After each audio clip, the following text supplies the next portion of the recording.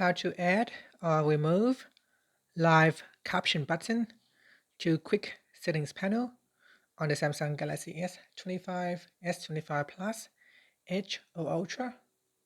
First, tap on the home button to return back to the home screen. Now from the home screen, swipe down at the top to open up quick settings. Next, tap on the pencil icon or the edit button. And from here, tap on edit. Next, we go down to the available buttons section and then swipe across until you find song search. Now tap on the song search button to add it to the quick settings panel. Then tap on done.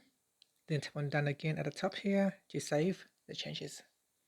Here, if you pull down the full menu, you can tap on song search. This will allow you to search for a song. And that's it. Finally, you can swipe down at the top, and if you want to remove, just tap on the edit button, then tap on edit. Here we go down and tap on the remove button to remove song search, and then tap on done, then tap on done. And that's it. It is now removed from your quick settings panel. Thank you for watching this video.